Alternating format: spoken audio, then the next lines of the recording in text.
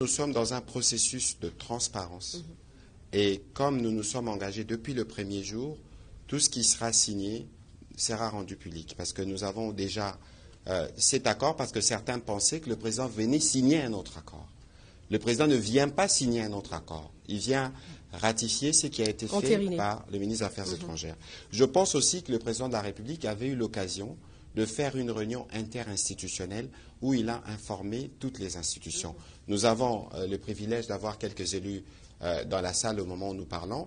Je pense que de manière transparente, les élus pourront être informés d'abord. Ils le sont parce que l'honorable Boji Sangara est ici à Washington. Il assistera sûrement demain à la cérémonie de signature. C'est déjà la représentation de l'Assemblée. Après, il y a la procédure parlementaire qui se mettra en branle en termes de ratification. Mais ici, il faut noter que dans tout ce que nous faisons, nous les faisons pour un objectif précis, le retour de la paix.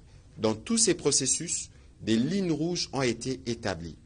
La souveraineté et l'intégrité territoriale de la RDC, la souveraineté sur nos minerais, et nous avons dit pas de brassage, pas de mixage, et ça c'est des choses que nous disons et qui sont contenues et qui peuvent être lues. Donc de ce point de vue, tout le monde doit s'apaiser. Il n'est pas question, parce que je vois que certains continuent ou veulent croire que nous sommes venus brader le minerai. Madame Tina s'est abondamment exprimée là-dessus.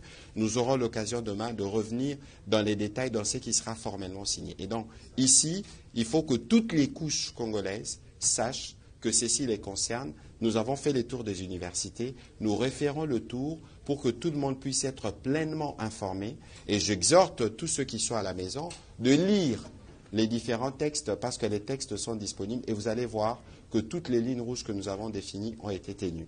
Alors, Tina, on va